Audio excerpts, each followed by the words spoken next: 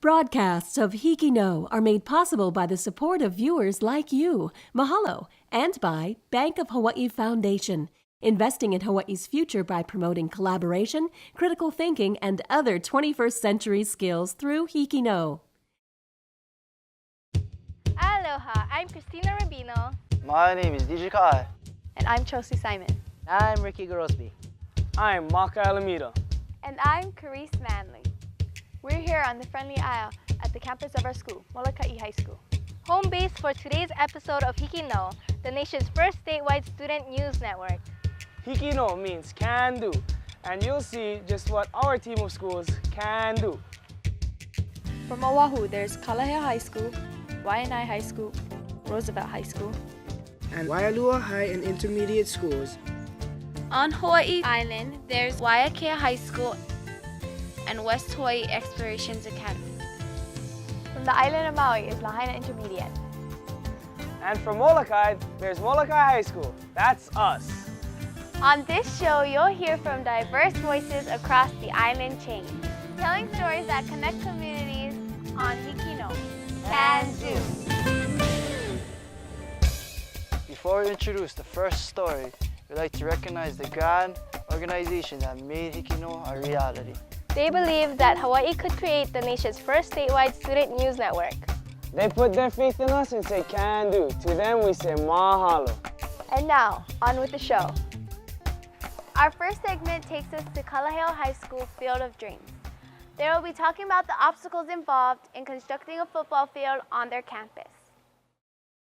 Kalaheo High School is one of a handful of high schools on Oahu without a home football field. This is due to the fact that Kalaheo was first built as an intermediate school when it opened in 1966. And ever since it officially became a high school in 1973, the dream of having a home football field began.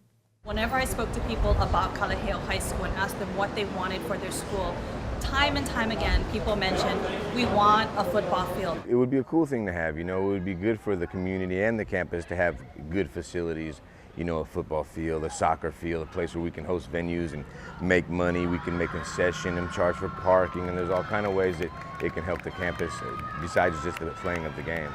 It feels better walking out of your locker room at your school onto your own field instead of catching a bus to another school to play a home game. Now the hopes and dreams of having a home field may come true very soon. That is if everything goes according to plan. In 2004, architect Guy Jennings created a blueprint for Kalaheo's Field of Dreams sports complex, but further development wasn't executed due to the lack of funding from the state and difficulties in acquiring additional land from Kaneohe Ranch in order to build Kalaheo's Field of Dreams. It's complicated because you guys aren't sort of a school that decides by itself what it does. You're part of a $2.4 billion enterprise called the Department of Education. And so to really get action on anything takes action by the Department of Education. The first step that really has to take place at this point is that we get the land donated to the Department of Education. So right now we've got very good dialogue with the Department of Education and with Kaneohe Ranch and the Department of Land and Natural Resources. We have all of them at the table right now and we're working on that land exchange. Once we can get that land exchange to Kalaheo High School and the Department of Education, then we can really work on getting funds so we can start the planning and design of the field. Despite these many obstacles, Kalaheo has come the closest it's ever been to getting their own home field advantage, thanks to the support and lobbying of some alumni and backing from the legislator. And I know we've got great individuals who have been leading the charge on this effort for so many years. They want to see this completed, and I'm just really looking forward to being able to cut that ribbon and play that first game and have that first graduation on Kalaheo's field. The Mustangs hope the Field of Dreams will someday soon become a reality. This is Shauna Santos from Kalaheo High School for HIKI NŌ. If you'd like to comment on this story or anything you see on HIKI NŌ, join the discussion at facebook.com/HIKI NŌ can do, or send us a tweet at twitter.com/HIKI NŌ can do. And now we're traveling to the island of Hawaii, where the students of Waiakea High School will be telling you about Maebo's Noodle Factory. Many people drive past this plain brown building on Kilauea Avenue without giving it a second glance. but ask anyone who's lived in Hilo during the last 60 years and they'll tell you that that's the Maebo Noodle Factory. They started it out in a little garage in the Papaiko, Kalaheo, and they started out small. At first they made sign-in, and they had a little machine, and so my father-in-law used to go out and handle the sign-in. As the demand for their noodles grew, the family decided to move to a factory in 1964.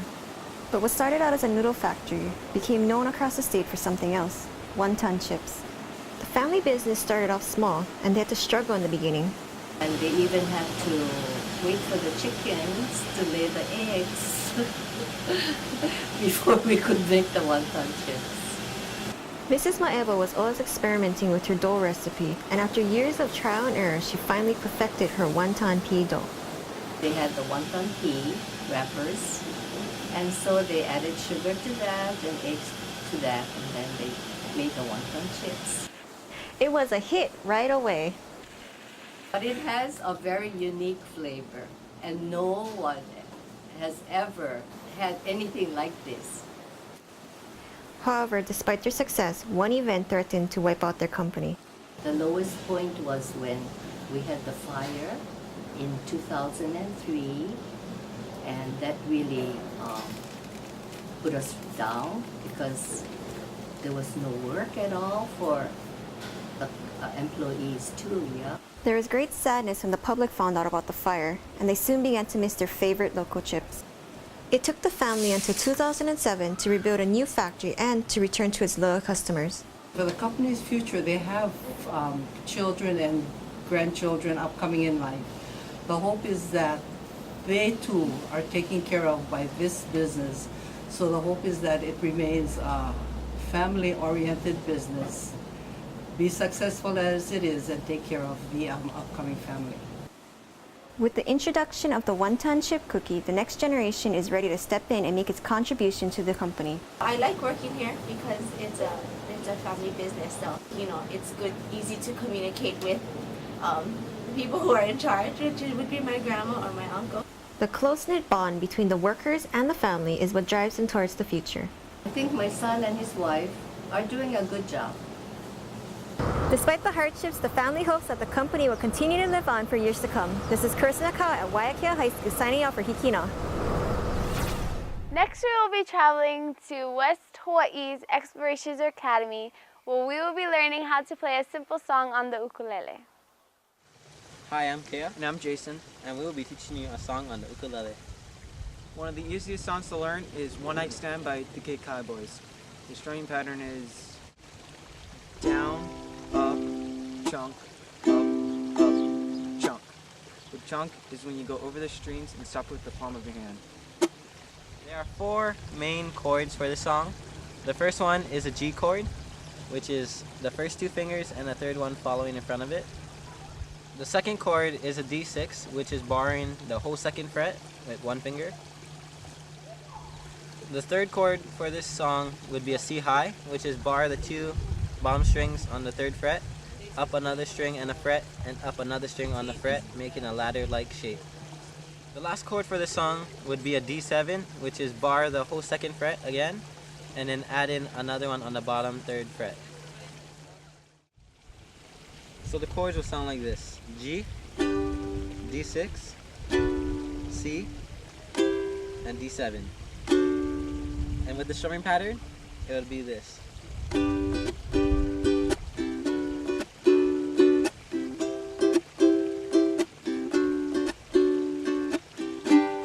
I'm Kea Sasaki. And I'm Jason Fowler. From West Hawaii Explorations Academy, signing off for HIKI NŌ.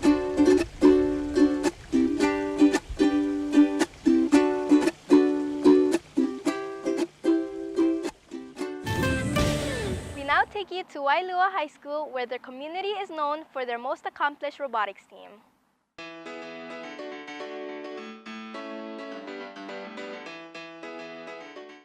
Waialua High and Intermediate School is home to just about 600 students, but out of this small community comes a team with big accomplishments. The Waialua Robotics Team, also known as the Hawaiian Kids Team 359, was the first robotics-related program in Hawaii.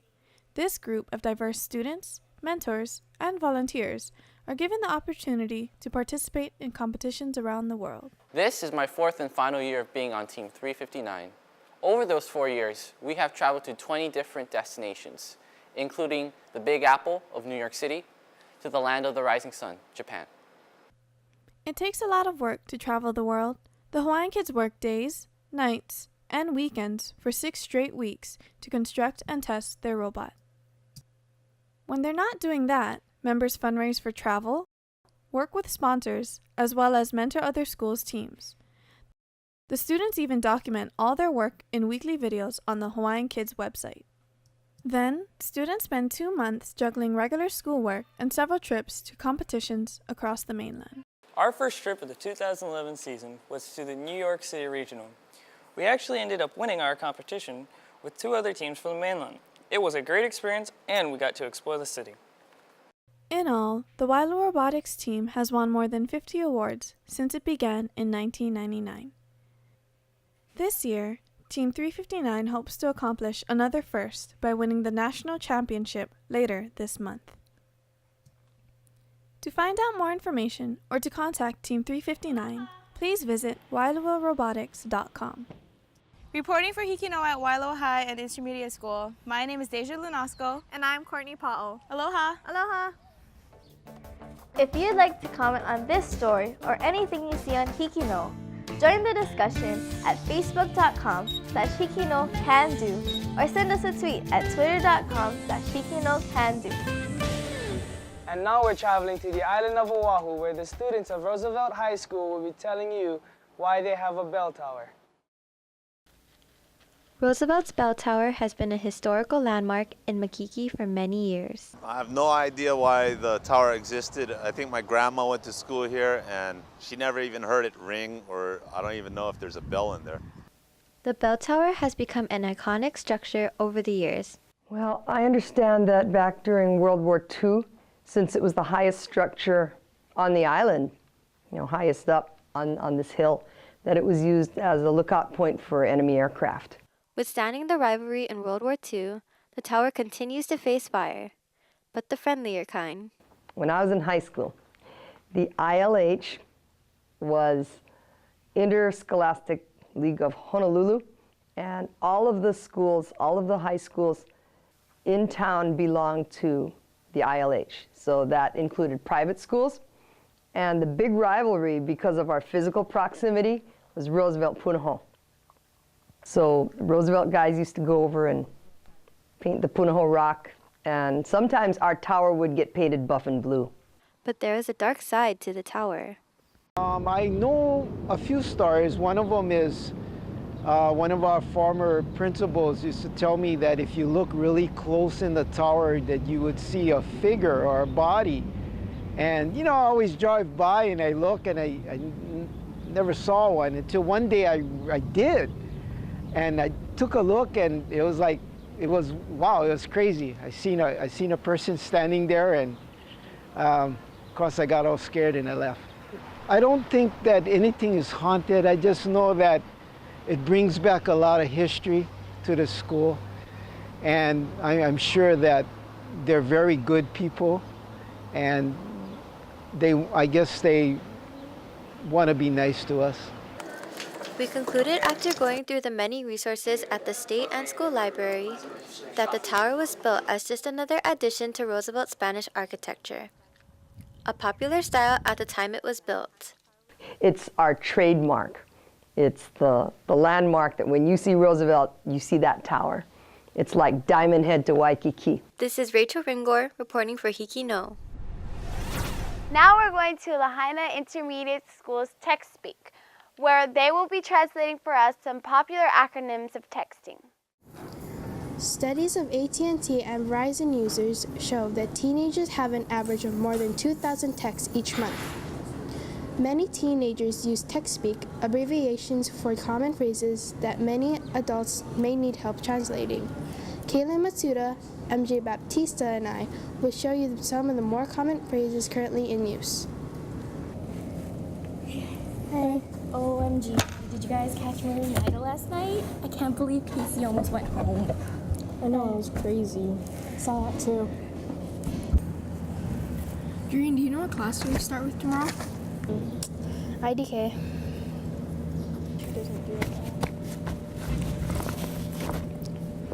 BRB. Who are you texting? Jolene. I texted her the joke you told me yesterday. What'd she say? LOL. She added ROFL. She really liked that one, I guess. Dude, I just saw the coolest thing. Somebody dropped a sandwich over there and now the meat's all green and there are maggots all over it. TMI, Kaylin.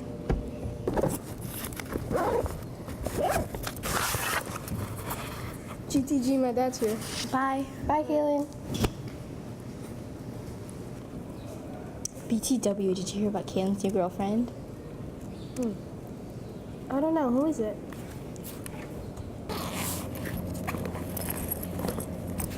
TTYL, my bus is here. Okay, bye. See ya.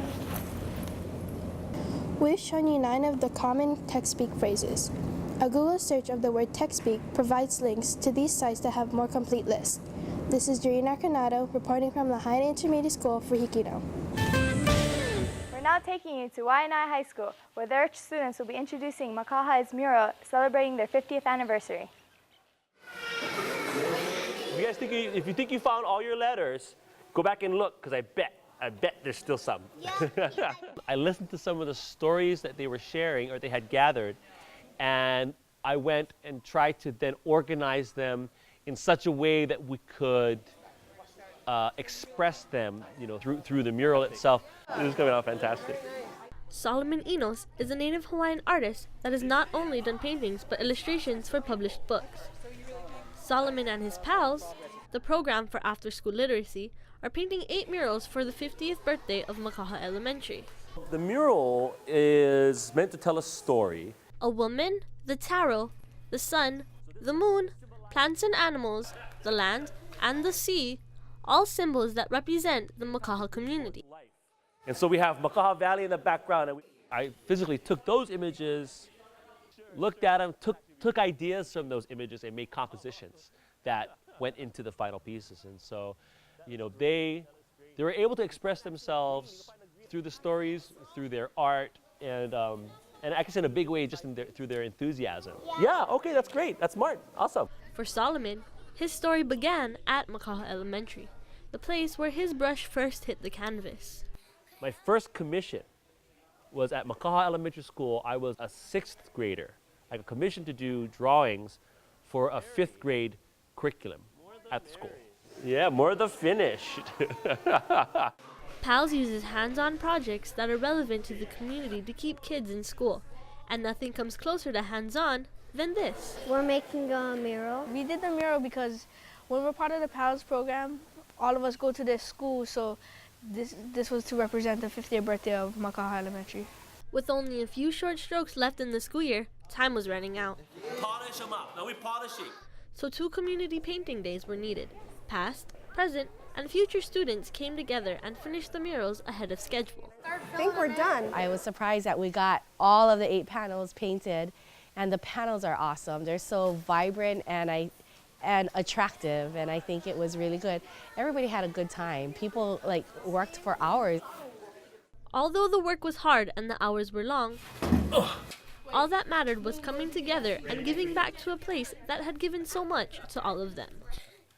This is a big coming back around. It's a big circle for me to come back to Makaha Elementary School and to give back, to the place that gave me my foundation. This is Danielle Gaino from Waianae High School reporting for HIKI NŌ. Aloha. Next week's show will be hosted by students from Halaulokahi. Tune in to see stories from Mid-Pacific Institute, Waialua High School, Mililani Middle School, Nanakuli High and Intermediate School, and Wheeler Middle School on Oahu. Kapaa High School on Kauai, Kea'au High School on the Big Island, and Kihei Public Charter School on Maui. From everyone here at Molokai High School, aloha!